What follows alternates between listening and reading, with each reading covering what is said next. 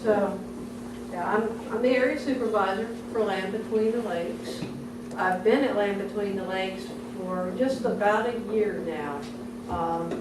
And I've had a great opportunity to experience everything almost once. And it's been a big learning curve for me. I came to Land Between the Lakes from the National Forest in North Carolina, where I was a district ranger, and I oversaw an area about the similar size to Land Between the Lakes. But its structure is a little bit different. It definitely didn't have all the unique opportunities that we have here. I've got 28 years in with the U.S. Forest Service, and I've worked in a wide variety of different places from the southwest to the east, a number of national forests throughout the country, as well as out of our regional office in Atlanta and out of our Washington office up in D.C. So I like to think that I bring a broad perspective to the area, but Land Between the Lakes, how many folks visit there on a regular basis? Okay. Now, it's a very unique unit from the Forest Service. It has the authorities to retain the receipts, to go directly back into the facilities to manage the area, where typical national forest units get an allocation from Congress that they manage by. So since we work up our receipts, we're functioning very similar to a business. It's important to us to have excellent customer service, to make sure that we get that visitor back, the same way as you all want to make sure that your customers come back and continue to work with you all. And so today, I want to talk with you a little bit about the area and some of the things that we're working on. Okay. So just a little bit about where we are. And the reason I put we, and there's a business in Eddyville over there, is I have a regional view of tourism for this area. In the area, I see that we're dependent on each other, and I want to work together with the various communities to be able to develop tourism and grow together. And I see us as partners, integral into being able to manage. So, the Forest Service land stretches from Grand Rivers down into Stewart County. But really, where we are and where the visitors are for Land Between the Lakes comes from a much broader area. We have approximately 1.4 million visitors that come every year, and we're working really hard to increase that level of visitation. And the goal there is, if somebody stays an extra night at Land Between the Lakes, maybe they have a dinner in the community, maybe they participate in an activity within the community, and then we all benefit from that person staying an extra night. Maybe they come to a festival within a community, maybe they come to the quilt show. Then, we both benefit, because maybe they'll come down and see us. So what we have found is that individuals come, typically it's a 4-hour radius in which they come to visit Land Between the Lakes. So that tells me that people are committed, that they like our area, and they're willing to come. And since they're driving that far, then they're more apt to visit communities as well, because I don't know about y'all, but anytime I travel anywhere, I think I'm doing a good job of packing, and there's always something that I forget. So we have opportunities within the communities to capitalize also on some of the visitation. And I thought it was sort of interesting, a couple things, that the last figures I saw for last year was this region drew in almost $9 billion in tourism. alone. And I thought that was pretty amazing because we don't have the major infrastructure, the major big draws like say the Bransons. We're competing with Nashville. We're competing with everything going on over in Louisville, and we're still pulling in $9 billion. As well as, I think just to share top activities. Some of these make sense. Fishing is our #1 reason that people come to the area. Viewing of natural features, relaxation, wildlife viewing, camping, driving for pleasure, picnicking, nature center activities, and visiting of historic sites. So I thought that was pretty interesting. That's the main reasons that people come from Ohio. So what I would like to try to do, and I've been working with my staff on, is have this topic of sustainable tourism through partnerships. And what do I mean by that? That's a way to increase tourism in balance with the resources that are around it. Both from my end of it, the environmental resources, but also within the capacity of the communities around it, those gateway communities that can provide the services to the public that come. And we can't grow our numbers unless we can grow them in concert with the community that can help to provide those support type of services.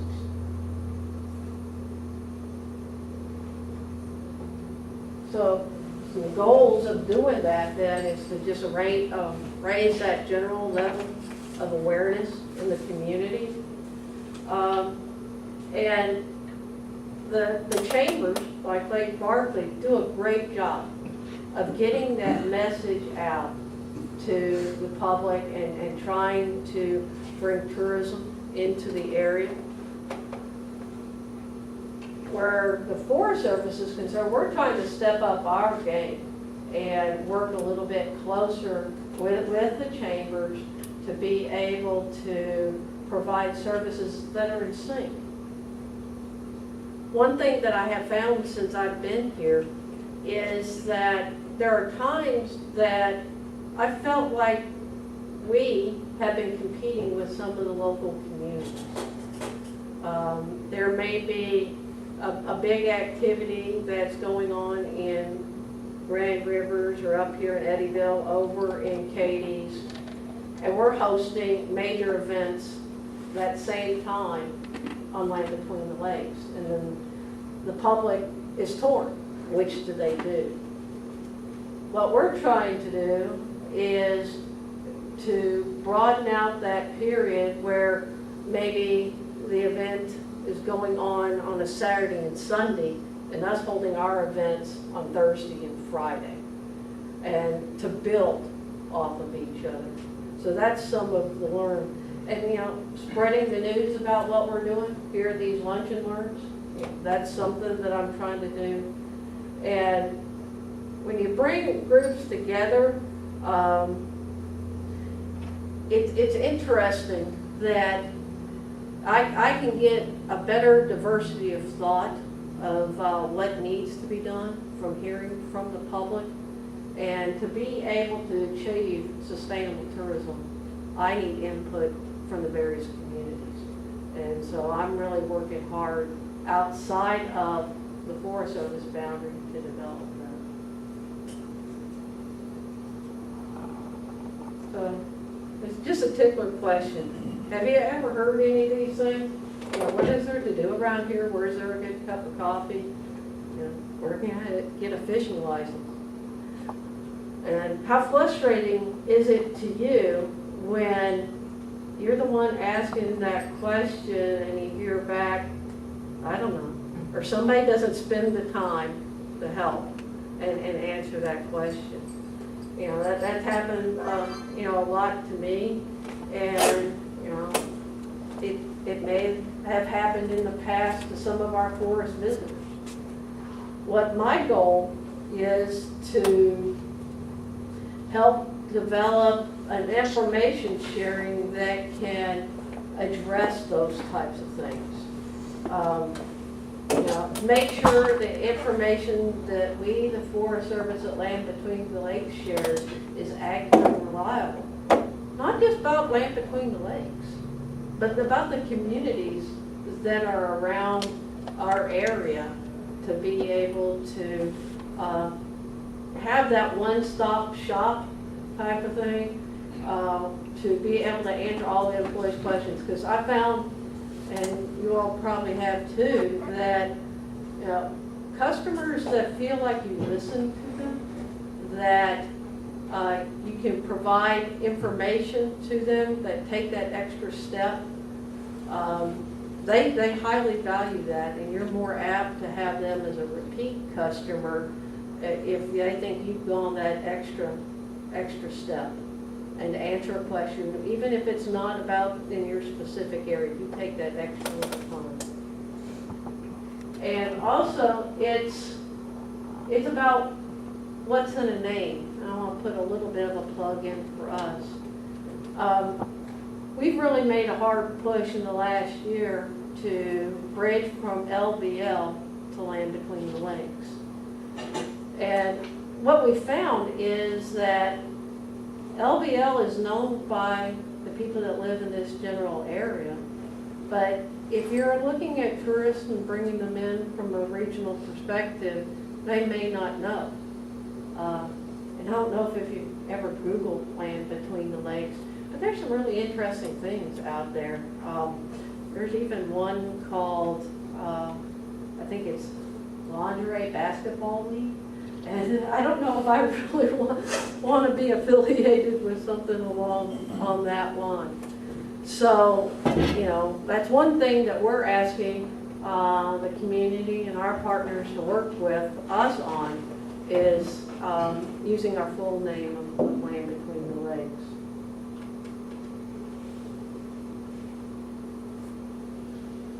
So, you know, how do we make sure to get the right information out? And I hope that comes across. It looks like one pig is whispering into the ear of the other pig. But it's about sharing information. And I'll spend the next little bit talking about that. Last year we partnered with over 75 different groups, be it at the local level, at the state level, corporations, national level. Our biggest partner, of course, is Friends of Land Between the Lakes, our Friends group, which is another unique thing that we have at Land Between the Lakes, because most forests are working on their own. They don't have that additional support structure. A lot of the frontliners that you see at Land Between the Lakes are actually employees of our Friends group, and they do a top-notch job. The interpreters, if I were to try to find employees like that just in the General Forest Service, I don't think I could provide that same level of skill and knowledge that's out there. So, you know, we had also 49 person years of volunteer time down there at Land Between the Lakes last year. That's amazing. To put that number in perspective a little bit, that is more than the rest of the southern region combined. That tells me that people love our area. They're committed to our area, and they want to help. And I want to do everything I can to embrace that and foster those relationships, to be able to continue to provide services and improve the services that are offered to the public. We have some key partners that are regional in nature, and some of you all may be affiliated with some of them.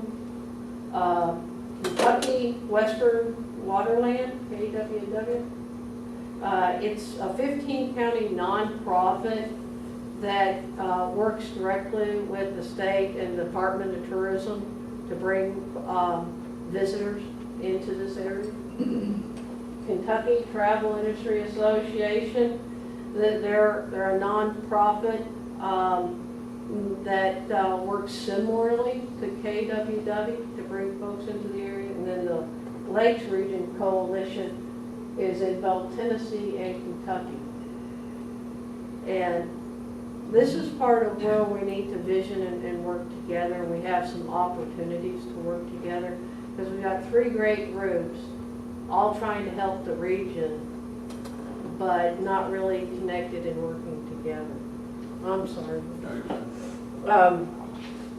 So trying to pull these big key partners together, they do a lot of work for both the U.S. Forest Service and Land Between the Lakes, but they also do a lot of work within the communities as far as bringing tourism dollars into the communities. There's grants available through these, and I think we have a handout that will have these web addresses in case you're interested in contacting anyone. But they have been very supportive, and we work closely with them in looking at our marketing and how to bring people into the area. So it's a nice group. So, you know, that's great. You know, it's what our partners are doing, but what are we doing to help ourselves? And here's where I want to show you a few things that we do have going on. We have a calendar of events that's going on that we're trying to get out to a lot of people. This calendar has both regional and site-specific activities on it for Land Between the Lakes. And if you can open that up for me, please.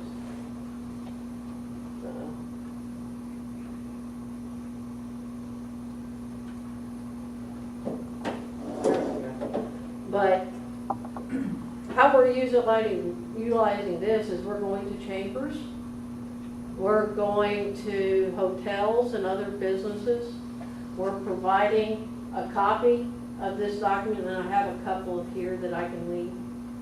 But the nice thing about this is it has the regional information on here, and it shows everything that's going on. The hotels have really found this beneficial, so they can help provide answer that question, what's going on around here. This is how we're trying to get that information out. How often do you update that? We do update it. We have some printed copies, but we update it online as we get new information. Online version? Yes. We can do it every day if we need to, but we try to, we've already added several regional events to the online calendar. It's just a link that we can go to. Yes. We can put that on our website. Right. And if anybody knows of an event that they'd like to have added onto here, this is a living document. This is our first year. We really rolled this out in January, and so it's a work in progress. Some of these were based upon our staff's historic knowledge of the area. But if you would like to add this on, and what we're doing is we have copies of the individual months at the campgrounds and of all of our facilities, and we're sharing this information with the general public, so the information can go both ways. But you can see, you know, there's a lot going on throughout there. And can you point out a couple of the regional? Yeah, like in July, we have the Twin Lakes Triathlon. It's at Grand Rivers in Kentucky Dam Village. There's also the Hitch and Post, and that's a business in Aurora. They do free soda tasting on certain days of the week. I think on this one, those were the two. But we put this out earlier this year, so as we're finding out new information, we can update it. So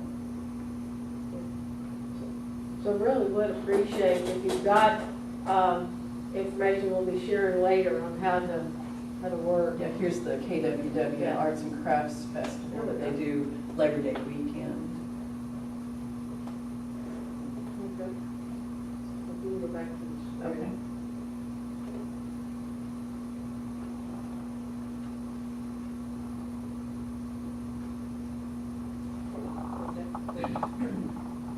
We're also doing cross-training. That cross-training is of our frontliners like at North and South Welcome and our various areas. where we're trying really hard to educate our folks about what's going on in the communities as well. It's that one-stop shop.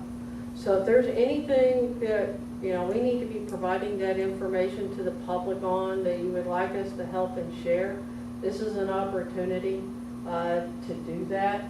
As well as we want to know more about the area. And that also helps us to have that information flowing both ways. Another thing down on the bottom is our familiarization tours. We call them stamp tours. I don't know if any of you all are aware of those or have participated. But these are tours that we offer to chambers and frontliner businesses within the general area. We take folks around and show them Land Between the Lakes, what's going on. It's intended to be able to help educate frontliners that's within a community so they can better say what's going on at Land Between the Lakes. This is free of charge. We have several scheduled throughout the year. And you know, if you haven't been to Land Between the Lakes lately, it looks like a lot of y'all have. You know, or if you have somebody that works for you that's a frontliner that you think would benefit from something along this line, you know, call our office and we'd be glad to try to get them onto a tour and show them around.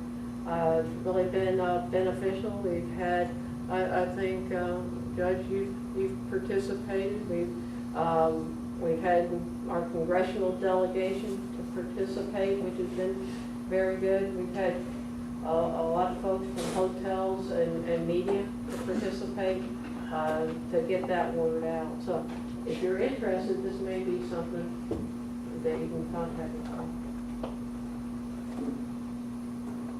We're also working hard to get our information out through the electronic media, and we have a great e-newsletter that goes out, and if you haven't seen it, or if you please let us know, because you can sign up. How often does that come out, Denise? Twice a month right now. We'll probably do it more often as the season gets going.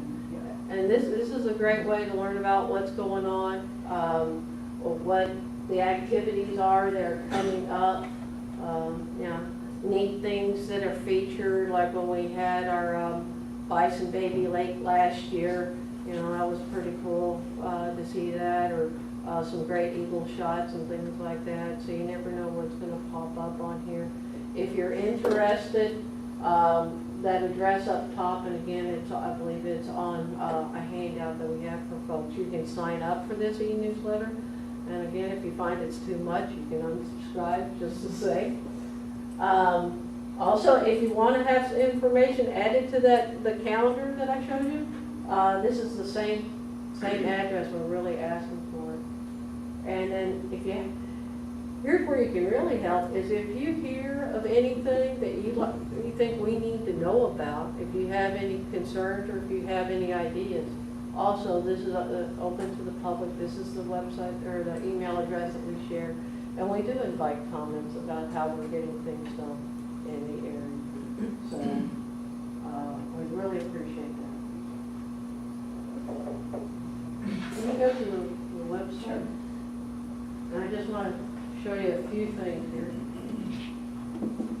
We have a brand new website that is actually a lot more user-friendly. It's calendar-based because there again, it's all about what's going on in the area, what can people do, inviting people to come to the area.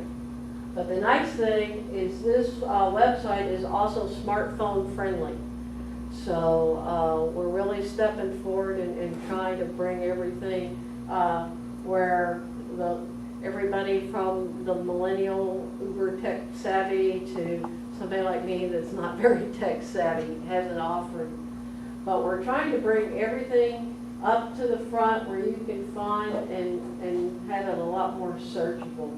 So can you go to the calendar Yes, on this page? And if you click on any day, you can see exactly what's going on any facility. So this is going live the 1st of June, but it's up and it's available now. So if you're interested in looking it over. The other electronic update that we have, it's going to be a program, hopefully coming later this season. It's called Oasis. It's a French word, I believe.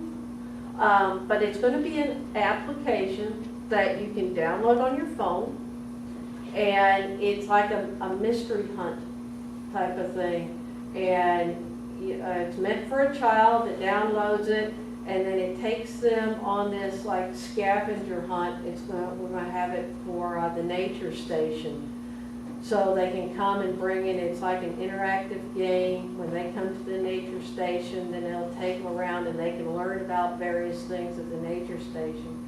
And since it's an app, you don't have to have cell phone coverage at the location that you're at.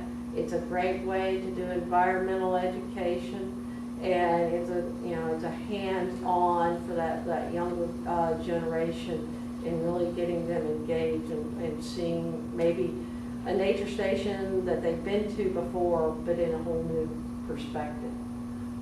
And the WASO application is something that is not inherent to the Forest Service. We've just reached out to this company, and so if you've got areas here, can you spell WASO? SEAU. SEAU, Something yeah. like that. But there's OISEAU. A lot of schools are trying to get into this as a way of developing education for their students. We'll go back. Yeah. Unless somebody has a question about the website? Okay. And then I would like to just close before questions with showing the 15. The 15th. Yeah, I think we have time for 15. We probably not. Okay, how about the They're 3? gonna be walking out of. Okay, how about the 3? Do I have time for a Yeah, 3? you got time for 3. Okay.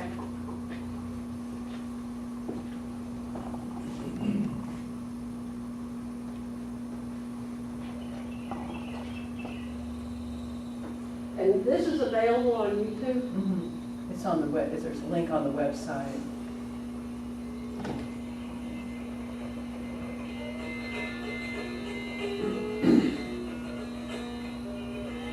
This is a unique place. Timeless, yet always changing. Up to the minute, and as rustic as ever. This long, slender finger of land in western Kentucky and Tennessee is nearly surrounded by water and home to an extraordinary array of plants and animals, as well as outdoor recreation and education attractions and programs to help people appreciate, learn about, and conserve these resources. This is a special place in the center of our country where modern methods merge with ancient traditions. This is Land Between the Lakes, affectionately called LBL.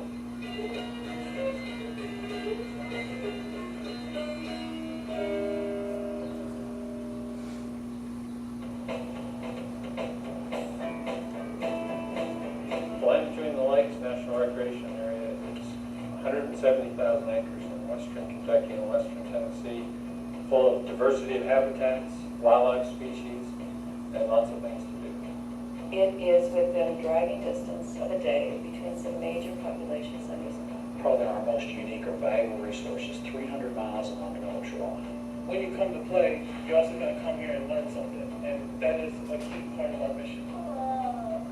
The Yupka Bison Prairie is kind of a recreation of the historic habitat and the wildlife that occurred here when the first settlers came through this part of America. The whole place was established to show just a glimpse of what life might have been like in this area in the 1850s. Land Between the Lakes is special to me because it's my home. It's a catalyst for our local community. We use LBL for marketing plans to make this region a travel destination. In the late 90s, we had a crisis in the question was what to do to protect this incredible place. Well, it's been a great addition to the National Forest System. It provides a learning center for restoration. And the demonstration continues. We still expect Land Between the Lakes to be innovative, to lead the way in recreation management for the Forest Service. And the area is just a beautiful area to come see. Once you come, you'll love it, you'll want to come back again. My way to LPL is to my side of the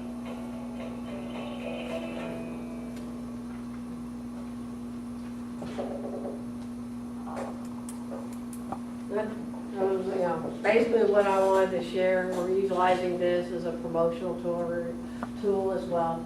It is out there on the web under YouTube if you want to show it or look at it again. Sure. But anyway, that's what I pretty much had prepared. I'd be glad to take any questions and stay as long as you need. Have you got something you're gonna leave us with the links on there? Yes, yes. Put those by the door, and you can grab one on your way out. There's several different handouts about some of her presentation and just some other information about Land Between the Lakes, events, and then our calendar, the individual calendar for May and June will be there too. So, those are here. Feel free to take, as many as you want. I only have a few of the full calendars here in hard copy, but if you'd like one, feel free to take these as well. Any questions for Tina? I have a couple questions. Now, we know you have the elk and the bison over there, and you've got the wildlife center, and in fact, I think we take a brown recluse and a black-footed spider over there to give them just because they're pretty huge in my area. But I'd like to see some other animals over there. Have you got any intentions or any future plans for maybe brown bear or black bear? Because they used to be big in this area. I know that they've seen cougars spotted in this area as close as Wren Lake, and I'm sure we've probably got some floating around here somewhere. I didn't think we had bobcats or wildcats that close to us, but I know they're all over the place out there in the country. If you've been out late at night, if the coyotes aren't barking, the wildcats are. Right. We've seen photos of bobcats in Land Between the Lakes that hunters had on some of their trail cameras, so we do know that they're there. At this time, we don't have plans for reintroduction, but that's not a question that I think we've really asked, or I haven't asked, but I don't know of any plans at this time. Well, I just look at it, that we've turned loose beaver here, haven't we, Wade, in this area? We've got turkey out there. I mean, we put a lot of animals out there, but without the predators or without the other animals there to kind of keep them in check, they kind of run. All our loose. turkeys started from over there in LBL.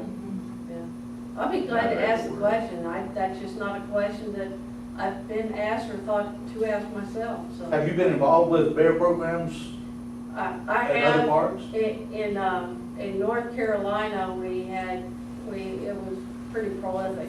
And so we were looking at the opposite direction. But down in Georgia, there was a few places that we were looking at as far as augmenting the populations. We got armadillos now. Hey, yeah, I haven't seen a live one, but I've seen a lot of dead ones on the road. I was at LBL That must be today, and my kids were walking by. This lady came in the bank and she was like, I just hit an armadillo at LBO, and I was like, shut up. Oh, yeah. I didn't believe her, and then of course, obviously. I've been seeing them come up the interstates or the parkways. You said, hey, there's an armadillo. And I'm like, I saw one dead there below Catawba the other day on the 4-lane. I'm like, uh-oh. Well, and one thing that we have found may be of interest to you are fire ants. I don't know if you all are familiar with fire Send them ants. things home.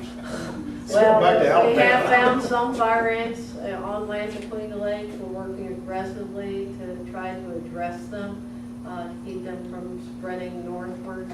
But maybe something that, especially in these park-like settings, need to keep an eye out, because in open areas, they do have a tendency to come in. And we think probably through visitors and vehicles and things like that is how they get transported. How about the red wolf? The red wolf, we had an opportunity this year to breed our red wolf at the nature station. We were given permission from Fish and Wildlife to breed, but as far as releasing into the wild, we're not planning on doing that at this time. That species is still very sensitive and it is not even stable yet in captivity. It is very rare. How many people have been in Land Between the Lakes in the last 30 days? Well, if you haven't, you need to go. And I happen to be one of those people that just enjoy driving through there. I live in Grand Rivers, and it's not unusual for me at all just to take off 30 minutes or an hour and go drive through. You need to take it slow and take your camera, and you'll see wildlife of all kinds, wild people sometimes. But it's just a very peaceful place to go. You drive along the as soon as you get in there, you go in, you go around Kentucky Lake Drive, you know, there's lots of pull-offs up there, and some of these shots, some of these videos will probably take you there. But I started going to Land Between the Lakes. My first memory is in 1967. I was a freshman in college. And we leave college and drive to Land Between the Lakes. And there's still a lot of people living there then. You know, they were trying to get them out, but they were still there. But it's, you know, it's just a place that people, even those living around here, we don't value it the way we should, because it's a valuable resource. It's a neat place to go visit. I heard you and Wade have a conversation about grading on the road. Thank you We're very working much, because they need it. But, you know, it's a nice place to be. And, I guess my main take-home message is I am interested in hearing what the public has to say, what the businesses have to say about Land Between the Lakes. I do value and respect your opinion, and you bring an outside point of view that I may potentially miss, you know, not on purpose, but with everything else going on.